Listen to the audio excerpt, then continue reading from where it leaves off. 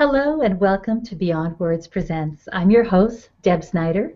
We have a very special show for you this week. I'm getting the opportunity to speak with Don Joseph Goewey, who's the author of Mystic Cool. Now I'm going to read you a little bit about Don's bio because he's a very accomplished man and I don't want to miss anything that he's done. Now Don has a wonderful has worked in the most wonderful yet stressful places on earth, from Bosnian refugee camps to AIDS wards to inner city schools. He has delivered workshops and keynotes throughout the world, always with the same message, that pain is fear and peace is power. He has also co-founded Pro Attitude, a human performance firm dedicated to ending stress in workplace, and Don's career in human potential spans many decades and includes collaborations with some of the best leaders in the world. Don, it is a pleasure to speak with you today, and welcome to Beyond Words Presents. Thank you. It's a pleasure to be here. Well, I tell you, we can all relate to the idea of stress, frustrations taking over our lives and just discombobulating us altogether. Now, you talk about, when you write in the preface of your book, that you were in the center of your own personal storm, led you into this career. Tell us more about that.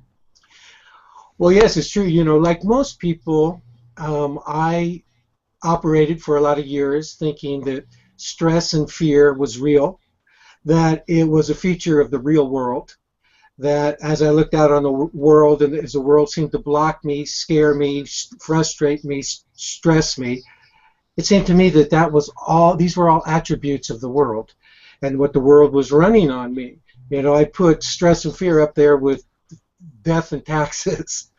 And I didn't see, I didn't understand, I didn't realize that stress and fear has far more to do with the way we relate to the world, the way we relate to people and events in the world. You know, our mind is capable of creating all kinds of stressful events purely in our heads. You know, they excite all kinds of wild, strong, unhappy, negative emotions that generate this perception of threat as we look out on the world, throws our minds and bodies into an uproar, and if that uproar is chronic, if stress is chronic, it makes us sick over time, and eventually it can kill us.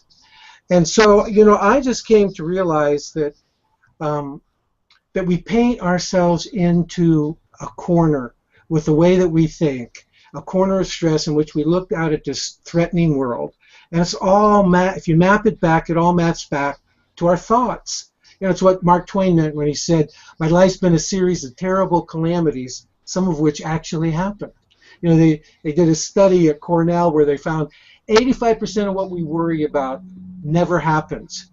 And the 15% that does, they found that 79% of the people reported that they actually learned something from it, or they found out that they had more strength in dealing with an adversity than they had previously thought. Well, what happened to me to wake me up to much of what I'm talking about here happened about 30 years ago. I had climbed to a very high-ranking position at Stanford University, and in the course of about 9 days, I lost the job that I had spent years climbing into, and 9 days later I was diagnosed with a brain tumor. And you know, I was married at the time. I had small children, 4 small children. We had a mortgage, it's one of those variable mortgage rates that was going through the roof. And to make matters worse, my marriage was in trouble. That had a lot to do with how focused I had been on my career and not as focused as I should have been on my marriage and on my family. And so I reached this point of I was more than stressed. I was terrified. I'd wake up I had about 2 weeks before brain surgery was going to happen, so I had plenty of time to ruminate on the calamities that I faced. And everything that I saw, everything that when I would take a look at the situation and consider what my options were, I couldn't see any options. I felt like I had been completely checkmated. You know, the doctors told me to prepare myself for some pretty severe disabilities. It wasn't going to kill me, but it was going to I was going to need a walker, to walk. I was going to lose control of my face. There was going to be a problem with drooling. I was going to lose my hearing. The list went on. And I tried to imagine going in for a job interview looking like that. I couldn't imagine anybody that would hire me. And it seemed to me that my family was doomed. We were headed for the poorhouse. I used to wake up in the middle of the night and stare out into the dark and feel absolutely terrified. And then I had this moment where I confronted myself with the question of what was worse, the series of problems, serious problems that I faced and needed to solve, needed to relate to and figure out how I was going to move beyond them if I could, or the enormous amount of fear and stress that I was experiencing nearly every second of every day as I awaited brain surgery. And the answer was clear to me. It was the fear and stress. It was making me absolutely miserable. And so I began to calm down. And as I began to calm down, I began to notice I could actually feel better than I had been feeling. And eventually I got to a point of actually feeling at peace. And I had the first feeling, this first sense of quality of life that I hadn't experienced for days and days. And I made the decision at that moment that I was going to choose an attitude of peace as I faced whatever I had to face that day.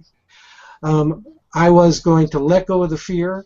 I wasn't going to exacerbate my stress level by thinking thoughts about the impossibility of my situation, by becoming pessimistic, by becoming continually frightened.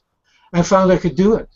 And the more I did it, the more I had this experience, this simple experience called peace. And I had to go back to work. I got this golden parachute, so I went back to work and had a couple of weeks with people. And I began to realize that how stressful I had been working. That there were people that I thought that were my nemesis, and that when I was in this peaceful state of mind, I could see they were just regular people, good people. That a lot of the way in which we could forge a positive relationship had to do with me changing my mind about them, and so I did. I began to realize that I was always trying to be a perfectionist. I was trying to deal with everything that was on my plate.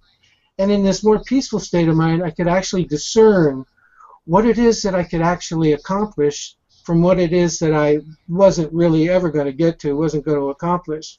And I began getting more done. And by the time I showed up for brain surgery, I was actually in a very calm state of mind. And the result from the surgery was wonderful. I didn't get any of the disabilities other than a hearing loss. The surgery went perfectly well. And back then, the mind-body connection wasn't fully developed as it is now. But now science would explain the positive outcome with my surgery as that mind-body connection that I made through this shift in attitude that promoted optimal result. And then on top of that, I got my job back at the medical center. People in another department saw how I was approaching this enormous problem, this enormous situation that I was in, with such a positive attitude. They said they wanted that attitude on their team. Got my job back. And 5 years later, I left Stanford and I went out and I did the work that you talked about at the top of the show. I worked in some of the most stressful places on the planet. I worked in San Quentin with men serving life sentences. I worked in grief groups with parents who had lost children, and cancer wards, AIDS wards. The agency that I ran was working in the AIDS epidemic when it was at its height. And we even worked in the refugee camps in Croatia and Bosnia.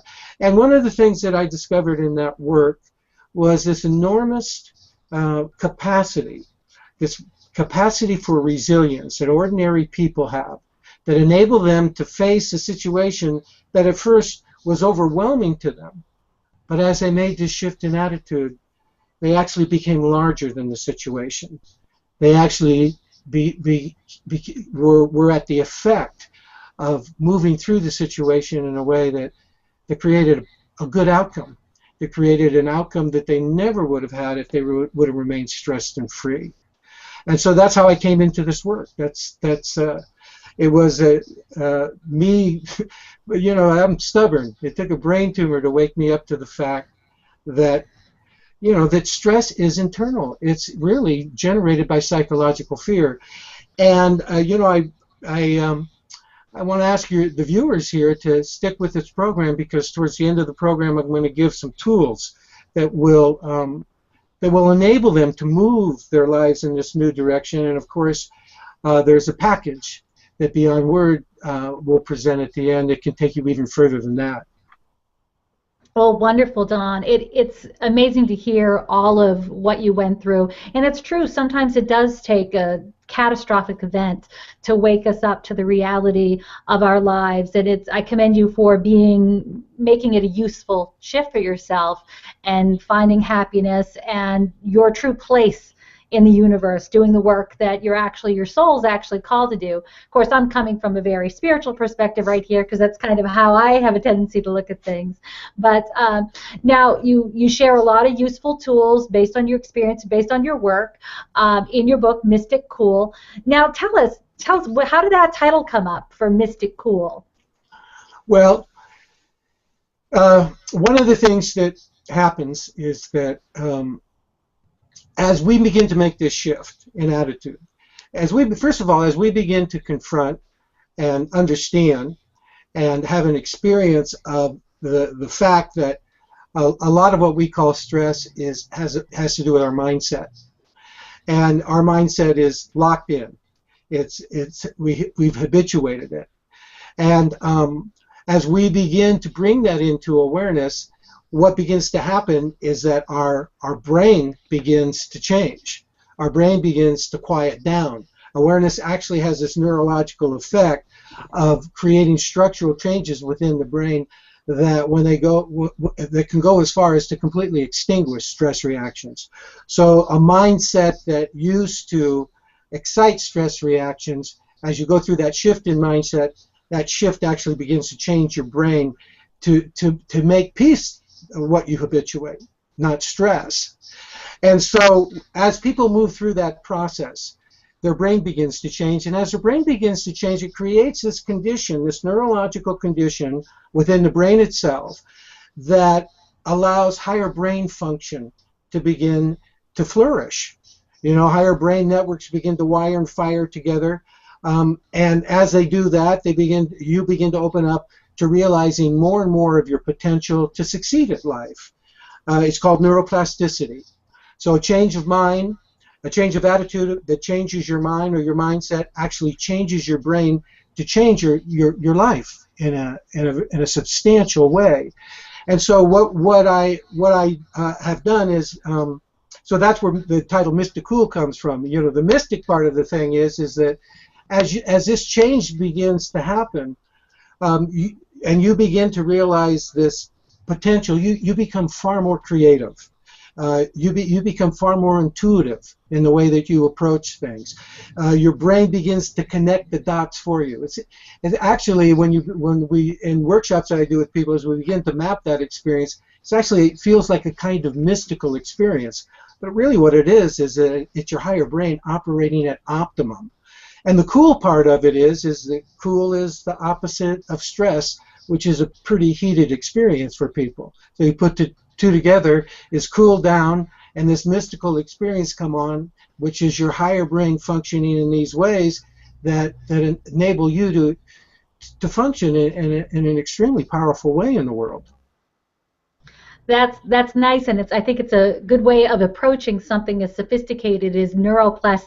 plasticity, there if I say it right, by exchanging that with the phrase of mystic cool to kind of get in that state.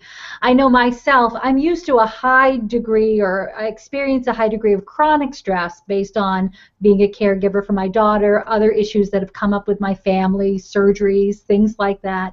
And I agree with you that there kind of gets to be a place where I think athletes would almost consider it to be in the zone, where they get into this place where you are not fighting yourself any longer, but sort of going with the flow. So you feel that something like this is very, very natural if we can kind of get over ourselves?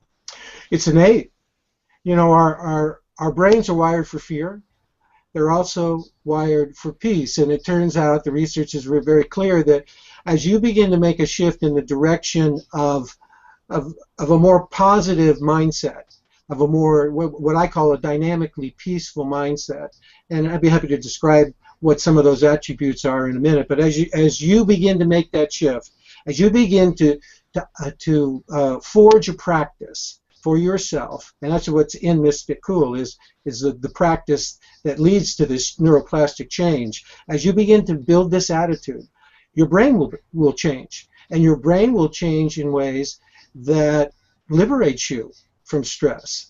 You know, your brain will generate for you a relatively stress-free experience, and as I said, as it generates that stress-free experience, you stop generating stress hormones. What stress hormones actually do is they shrink this higher brain function, these networks, and they break the connections between them.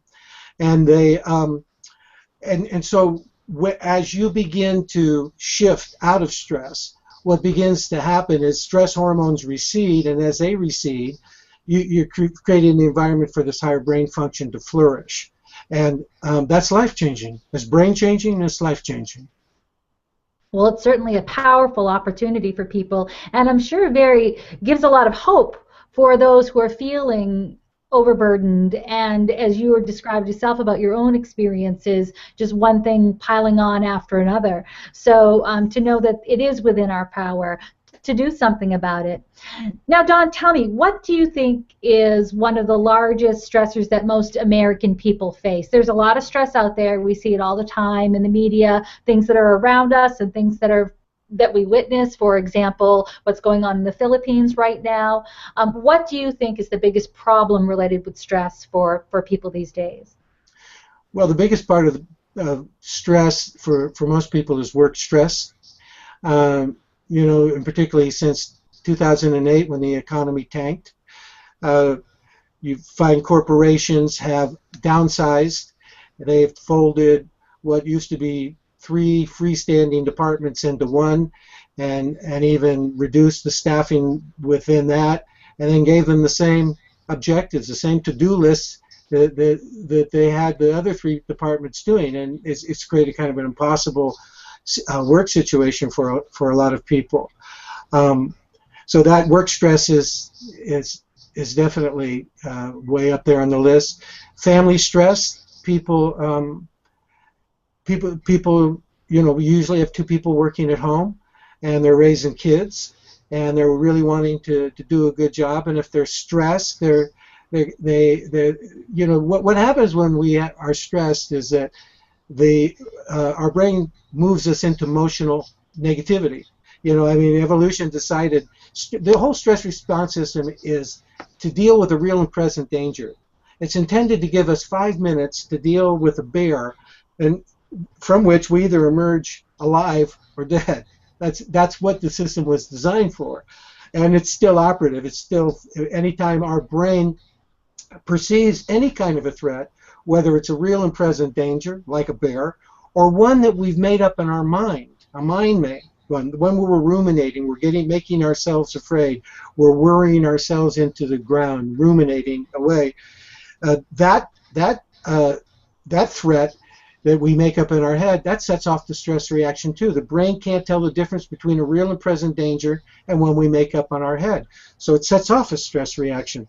And one of the things that happens in the algorithm of the stress response system you know, unfolding is that it kicks us into emotional negativity. And so we go home and we're emotionally negative. We got a shorter fuse. We kind of expect home to be a haven where we're going to, retreat from our work problems, and we find out there's a whole other set of problems to deal with there. So that's a source of stress for people. And then for kids, one of the studies that came out recently from the American Psychological Association shows that the number one thing that stresses kids is how stressed their parents are. It's, our kids are okay if we're okay. Our kids are not okay if we're not okay. And so the stress that we're bringing home are affecting the kids.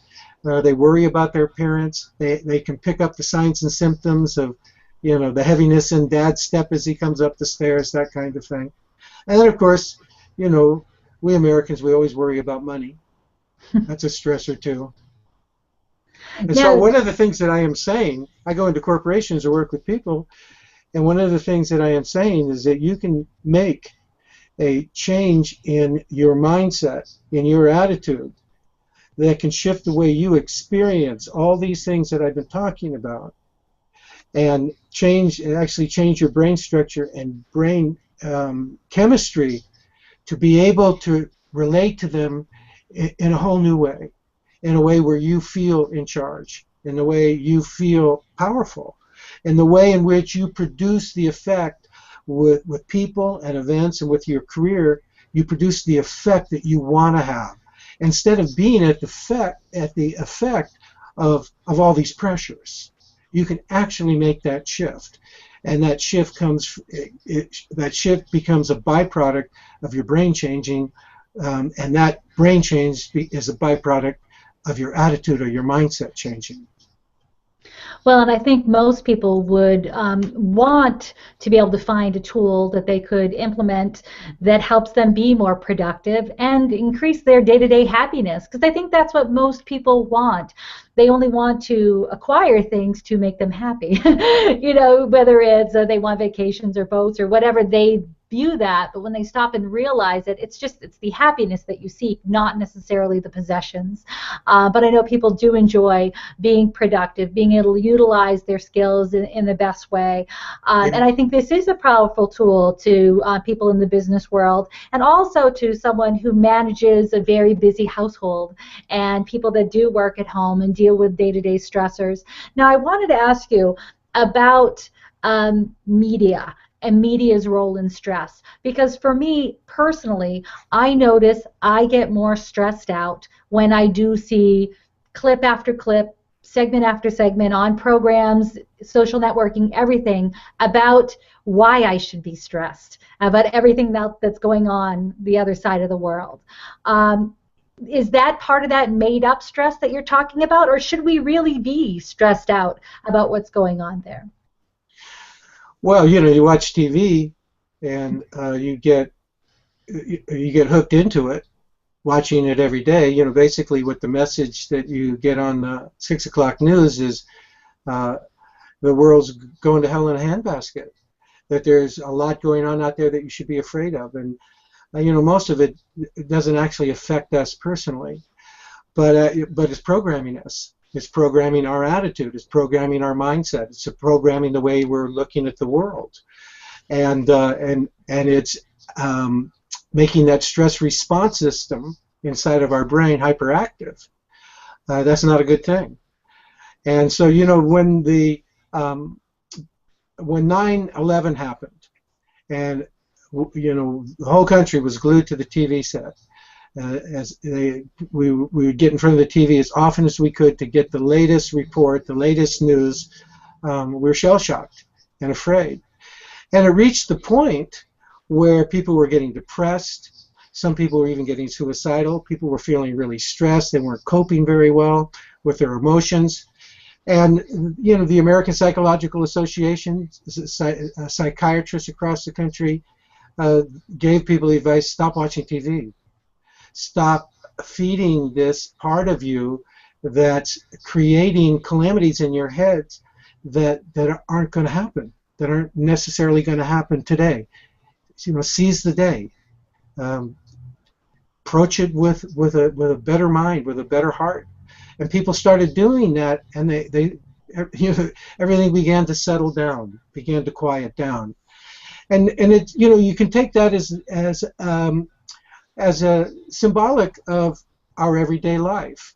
You know, I've worked with people who during the crisis, the economic crisis that began in 2008, were on the verge of having their homes go into foreclosure, had lost their jobs. I was coaching a number of them for free, and these people initially were terrified, were really frightened. They were reading the paper every day, gathering the economic news, which kept getting worse and worse and worse. And it wasn't that the situations that they faced weren't real; those were real situations. But the larger question was, what was going to solve that situation best? Was, you know, if you go back to the story I told about myself, is remaining afraid, is feeding your mind with stories that are highly pessimistic, is being stressed and filling your brain with stress hormones that break down your higher brain function. Does that give you the mental and cerebral power to solve the problem? And one of the things that happened with these people is that they began to tend to a mindset that promoted the kind of brain power that optimized the chances of them solving their problems. And you see these people ended up solving their problems. And that's the question that we need to confront every time we face an adversity. What mobilizes my most powerful self to deal with this? Whatever it is, regardless of what it is, what mobilizes my most powerful self? And the answer that comes from neuroscience is really clear. It's a positive, peaceful attitude. You know, most of us think of peace as kind of nice sentiment, you know, a sentiment. We think of it, it's you know, something that's going to start showing up on holiday cards that we're going to be getting in the mail. And we look at it and we think how nice, and then we forget about it for the rest of the year. We don't think of peace as a way of being that actually holds the key to the neurological power that allows us to reach really into the full potential that we have to bring to any situation that we face. We don't see it that way, and yet it's exactly what neuroscience has discovered. They've discovered that what I call a dynamically peaceful attitude, the ability to be centered in the middle of a crisis, you know, to find the eye of the storm in the middle of the crisis, the ability to be positive in your emotional state when everybody else around you is being negative, the ability to be here and now, to be present, the ability to be grateful with what does work inside of your life, the ability to be creative. You know, one of the things that we know about highly creative people is that the gateway into that creativity, into the right brain, what opens up the right brain, which is the seat of the brain's creative intelligence, is alpha states. And alpha states represent being at peace, being at peace. All of these things that we want in our lives, all of these ways we want to be in our relationships with other people, all come out of this. And so if you want to succeed at life, at every level of life that matters, it's the direction you need to go. And it takes practice. And so, you know, neuroscience has actually delineated ways, the kinds of things that you need to do on a daily basis, need to practice on a daily basis. And there are things that couldn't be simpler. So here's the first tool that, I'll give you the first tool that I promise. Seriously, this change in attitude that leads to this change in your brain that I'm talking about is simple. It's really practicing very simple things that sometimes in the beginning they feel like they're hard to do, but they're not as hard to do as being stressed and afraid and pessimistic, believe me. So this is a tool, it's called the thought awareness tool. And what you do is that you commit yourself every day to monitor your negative, stress-producing, anxiety-producing thoughts as they occur. And all you're asked to do is to observe them. You don't have to change them. You don't have to fix them. You just want to bring them into awareness. Can't change something anyway until it comes into awareness. And as you bring them into awareness, um, you look at them and you remind yourself that these thoughts are in me. They're not in reality. It goes back to what I said. We paint ourselves into stressful corner with our thoughts. And yet, as that study at Cornell found, 85% of what we worry about never happens. We're making it up. And it's punishing us. It's causing us pain. It's causing us stress. So you allow these negative, pessimistic, stress-provoking, anxiety-provoking thoughts to come into awareness. You identify them. You see them. You tell yourself, these thoughts are in me. They're not in reality. And then you step forward into it by practicing not believing that thought. And it's not like a rote thing you do. You move yourself to the experience. What would my experience become if I didn't believe the thought that said I'm screwed? Looked at a set of circumstances like I did in my life and said, you're screwed. Your family's going to hell in a handbasket. You're all going to be poor. What if I didn't believe that thought? What if I didn't empower it with my belief? What would my experience become? And most of the time what you're going to find that you'll feel free. You'll feel a sense of freedom. You'll begin to quiet down. Your brain stress response system will begin to quiet down. And as things begin to quiet down, actually your higher brain begins to kick in a little while. Out of the blue, you'll see a solution to a problem for which you thought there was no solution. I ask people to do this for over a 2-week period. The truth of the matter is, it's a lifelong practice. Our brain will always, our egos too, will always generate these fear-producing, stress-producing thoughts. And what happens after 2 weeks of somebody practicing this? Well, at first, what happens is that they'll say, "I can't believe how many fearful thoughts I have all day long. I can't believe how many stressful thoughts I'm having. I can't believe how often I perceive a threat, just automatically perceive a threat. How often I don't give somebody a benefit of doubt. I see him as an enemy." Those kinds of things. They can't believe how much is going on. And that's followed by, after a while, they begin to understand, well, how could I could not be anything but stressed if I'm thinking in this way. A mind that's producing this amount of fear, it by definition cannot help it to be stressed. And pretty soon they stop believing these thoughts. And as they begin to do that, what happens is what used to be a mind that created a lot of tragedies is a mind that's now seeing the comedy. You start laughing at these, Mark Twain's calamities, all these calamities that turn out to be nothing. They become a comedy. And then what gradually happens after that is that they tell me that they're walking down the street, walking down the hall at work, whatever, and they have this spontaneous moment of joy, of peace. It comes through in a kind of feeling like suddenly they just looking around and how beautiful life really is. And they're struck by how seldom they feel that. And yet what they're looking at, they realize it's always there. It's just me that doesn't always get here. And they begin to understand the reason I don't always get here is because I'm afraid, it's because I'm stressed.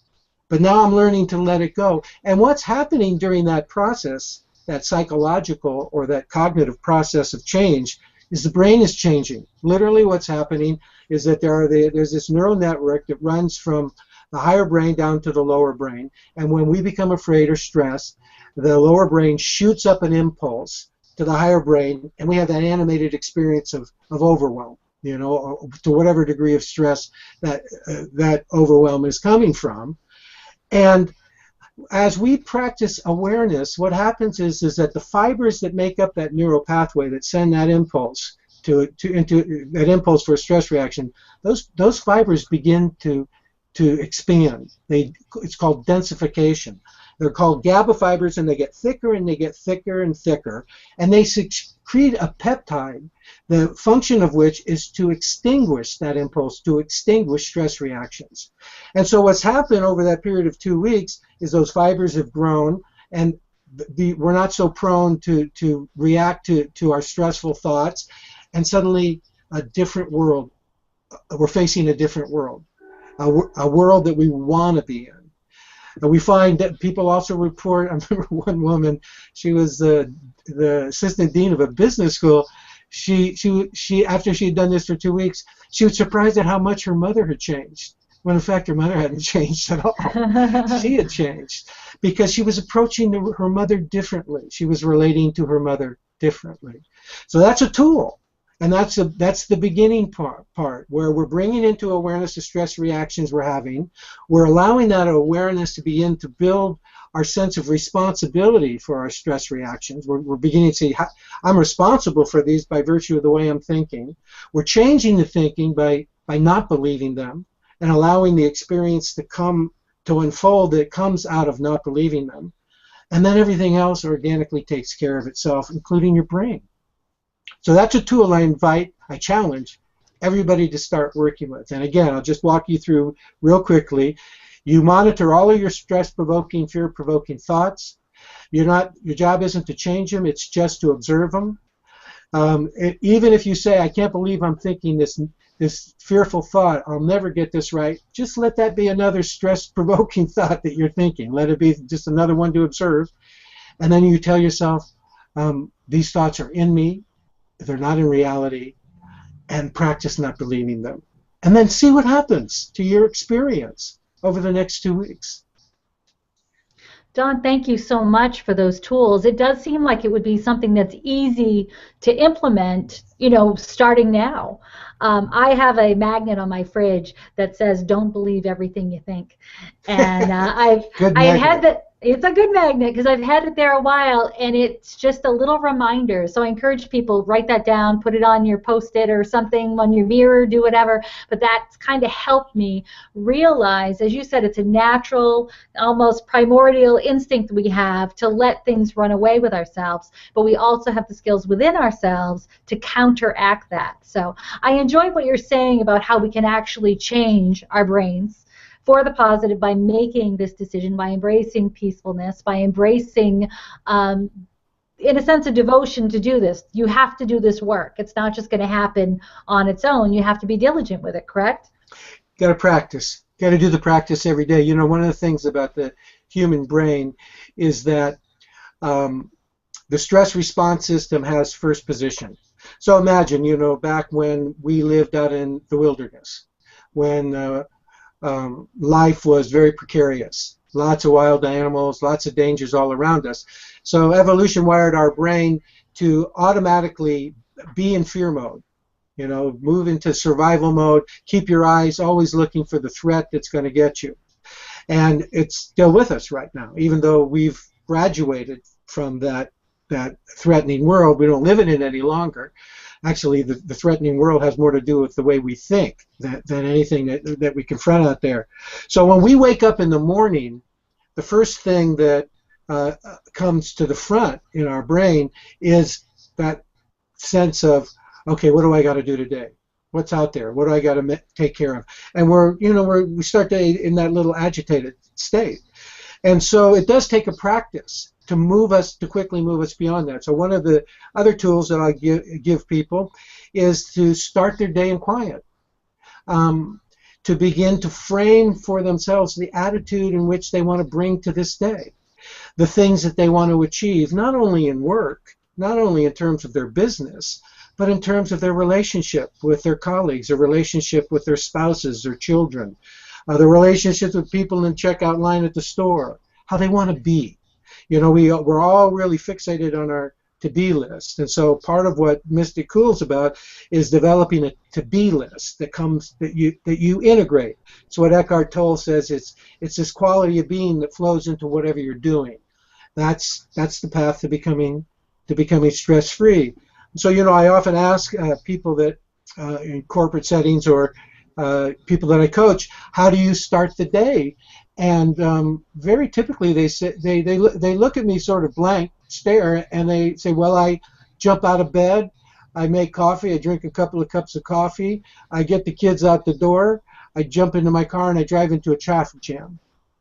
And I say to them, maybe what we want to do is not let that frame your day, because that's just moving right into this rat race, stressful energy.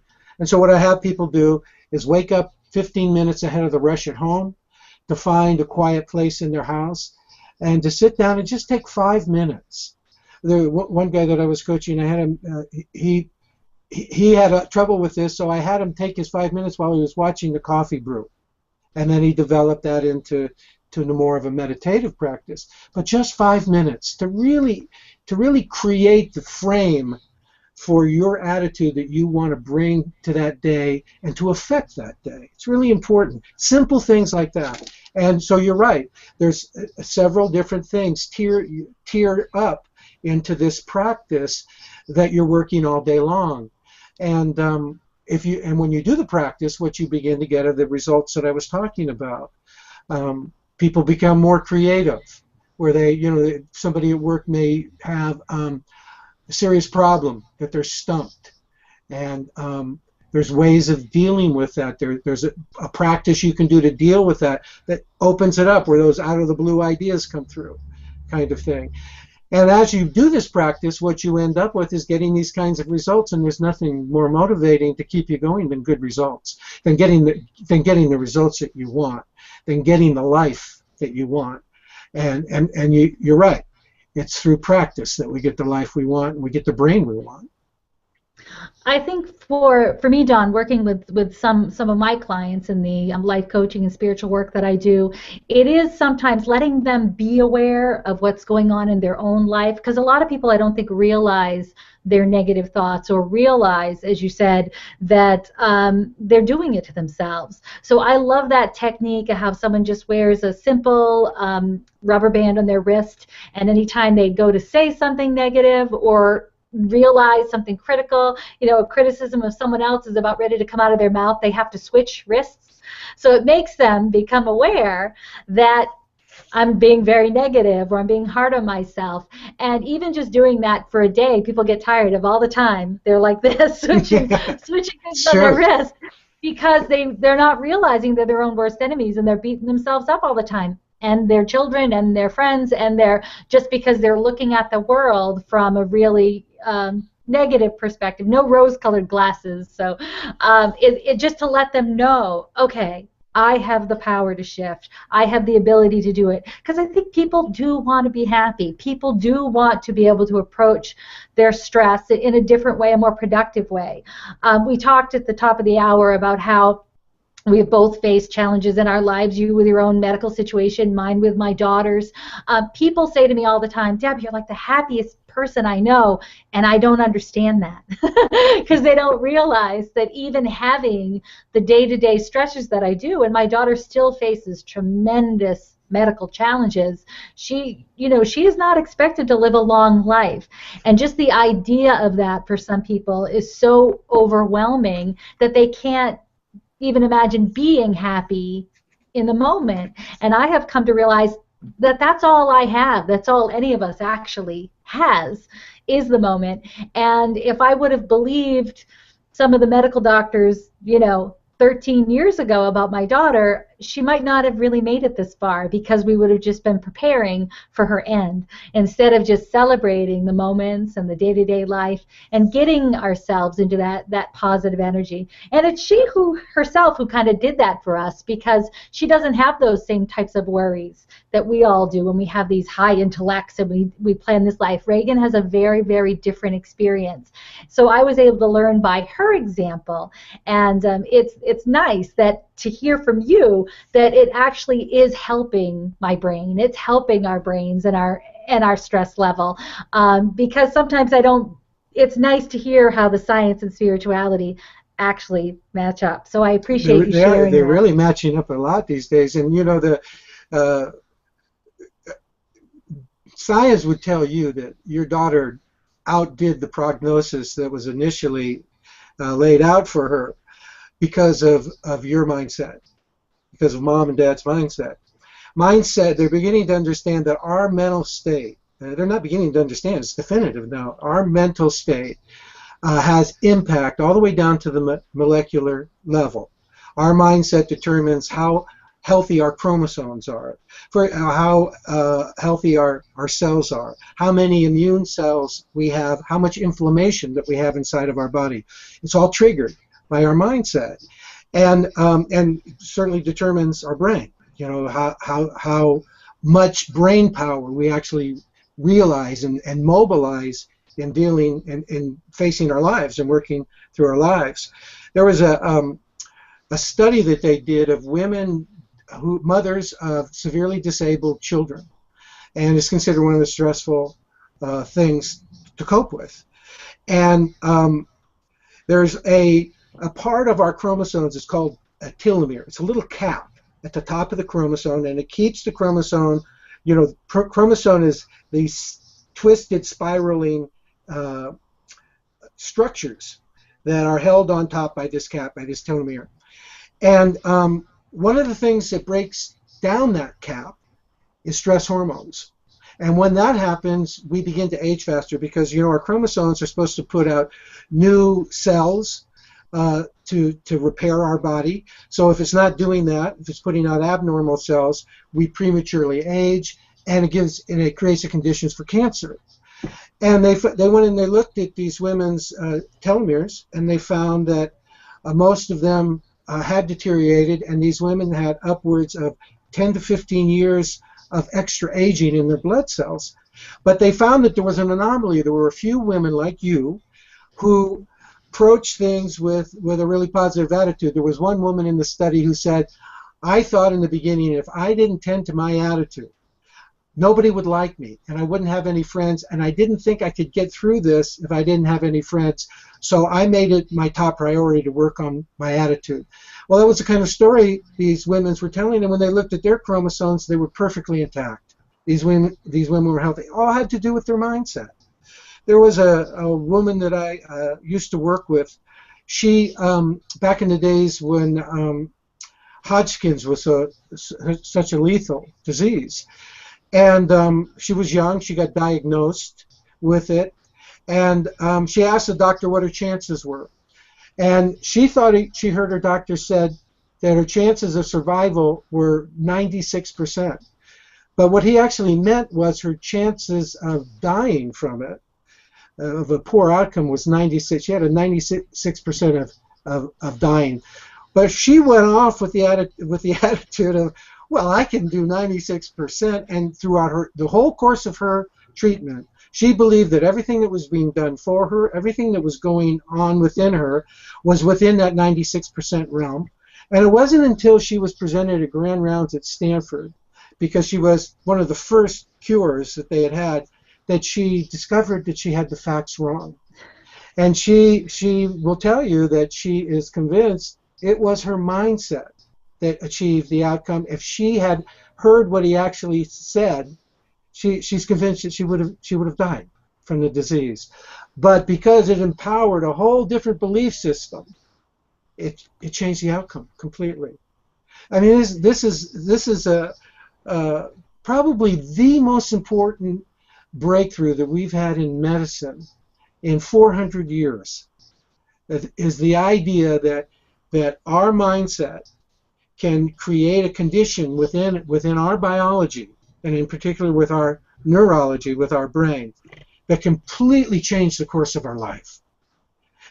From a life that is blocked and limited and debilitated by stress, to one that moves increasingly in a wider range into the good life we're all deserve and meant to live.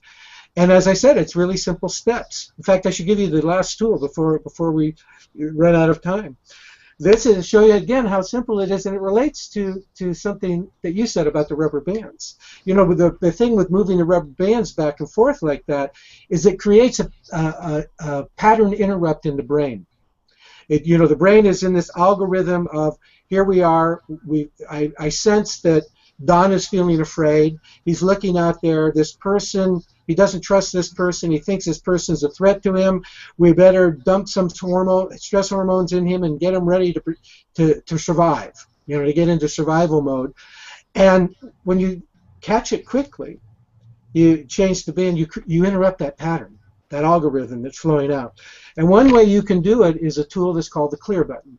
So hold your hand up like this. Everybody out there listening in, hold your hand up and press with your index finger on the opposite hand, press it in to the center of your palm. And imagine that this is actually an acupuncture point. And imagine that it's sending a signal to your lower brain to stop a burgeoning stress response. So imagine that, you're like I would in that picture I was describing. You're looking at somebody, you're stressing, you're reading the situation in a fearful sort of way, and you want to break the pattern. So you press that button, sends a signal, and then what you do is, as you're pressing the button, you count to 3. And you take in a breath, you count 1, and as you exhale, you think red. You take in a second breath. As you exhale, you count 2. As you exhale, you think green. Colors don't matter. Take a third breath in, you count 3, you exhale, you think blue. And then you let go. You let your mind go completely for a second. You remember the value of being at peace, and you make the choice, I'm going to be at peace in whatever I have to face next. I'm going to face it with a peaceful attitude, with an open heart, and come up with an intelligent response to it. I'm committed to that, and then you go back into it. The way that what this is working with is that our brain has a 90-second window of opportunity to interrupt the stress reaction that is going to blow us open to do something we're going to regret later, right? So we got 90 seconds to interrupt that pattern. So the rubber band's one way of doing it. This is another way of doing it. And the reason that this works is that our stress response system is a 2-year-old. It's actually fully developed in a human being by the age of 2. And every mother knows that when a 2-year-old is throwing a tantrum, which is tantamount to a stress reaction, right? When a 2-year-old's throwing a tantrum, you don't reason with them. You don't use logic to get them out of it. You distract them. You talk to them, you give them their bottle, you hand them a toy. You do whatever you can to distract them until they begin to calm down. Well, that's what this is doing. It's distracting that 2-year-old at the back of your brain that throws a stress reaction. That's why we say, when we see somebody in a full-blown stress reaction, they're acting like a 2-year-old. Well, exactly. That's the part of the brain that's in charge. So practice with this, and what ends up happening, to get back to what you were saying about practice starts, with you do this step, and then you do the next step, and then you get into a rhythm with it. And then pretty soon what happens is, just by pressing the button, you evoke it. That's when that means that it's been programmed into your basal ganglia, the part of your brain that allows you to habituate something. So you can, just by pressing this, your brain will evoke it, and you go, and you're out of it. You've passed through the 90-second window. If you were about to write an email, you are not going to have to call the person up and ask for forgiveness in about an hour. You've saved yourself the trouble. That's a wonderful technique. Now, Dawn, before we go into your very last tip, I want to take a few minutes to talk a little bit about your bundle offering, what you have for our viewers today. Now, you've brought with you a very special bundle, which is highlighted on the website. You just go to www.beyondword.com/Goewey, Goewey, and all the details of the bundle is highlighted there. Dawn, why don't you tell us, take a couple of minutes to tell us what's involved in that bundle package that you have for our viewers today. Well, one of them is the book. And so a lot of the science that I'm talking about, you can reread, you can bring yourself up to date on, and then, of course, it steps you through the processes that we're talking about, this practice-building journey towards becoming stress-free. It'll move you through that practice in the book. And the book's a good reference, a reference book for you. And then alongside it is a recorded seminar, basically, that you can take at any time. You can move through I believe there's 7 sessions. You can move through each one at a time, whenever the time is free. It's best to do it once a week. And that happens over 7 weeks. It takes about 7 weeks for neuroplastic change. It takes 4 to 8 weeks for neuroplastic change to actually occur within your brain. It's a gradual process that happens as a result of what you're practicing. And so this recorded seminar walks you through those 7 weeks, and you get to take them whenever you have free time to take them. Just a good idea to take them in 7 to 10 day increments so that you're pacing yourself along that neuroplastic line. Excellent. And also, in addition to that 7-week course, you're also offering a special private Google Hangout with people. So That's it's right. each of these components for just $99.95. And again, you just need to go ahead onto that webpage, beyondword.com/Goewey, for all the details on that. But it's a near $400 value offered just to viewers of Beyond Words Presents for only $99.95. So thank you very much, Don, for offering that to our viewers today. Yeah, Now, we just have a few minutes left, so why don't you go ahead and give us that very last tip that you have? The last tip is very simple. What I want you to do is to make a list of how you want to be, your to-be list. How do you want to be every day? How do you want to be as you go to work? How do you want to be with your family? How do you want to be when you face difficulty? How do you want to, just a list, maybe 10, 12 things. And keep them very simple, one sentence, that's all it really takes. And then make a copy of them and tape one someplace in your house where you will see it every day to remind yourself of this to-be list that you want to evoke, so it flows into whatever you're doing as you face the ups and downs of the day. And then take one to work with you and post it at work where you see it. And if somebody comes up and asks you what it is, tell them this is my path to becoming stress-free. Wonderful. That's a powerful. Don, you've had such wonderful practical tools that everyone can use right here, right now, to rewire their brains. And I think that everyone has things that they can take home with them today based upon what you shared. So we greatly appreciate you being here with us. Oh, it's my pleasure. I loved it. Oh, well, good. Well, I want to let everyone know that, of course, Don's book, again, is Mystic Cool. And it is a proven approach to transcend stress, achieve optimal brain function, and maximize your creative intelligence. So again, Mystic Cool. And it's probably one of my favorite titles from Beyond Words. In addition to the wonderful content in it, who doesn't mind having something called Mystic Cool? And knowing that we're entering that stage within yourself, that's where you're getting, as you said, instead of getting all hot under the collar, you can get your Mystic Cool on. So Yes. I definitely like how that works. So, and again, for folks who are interested in the bundle offering, just go ahead to the website, BeyondWord //Goewey for the information on that. Now, next week on Beyond Words Presents, I'm going to be joined by Lama Marut, and we're going to be talking about his book, A Spiritual Renegade's Guide to the Good Life. And you won't want to miss it. It's going to be a lot of insightful information, and we hope to see you again here next week. Thank you, Don. Thank you. Bye-bye.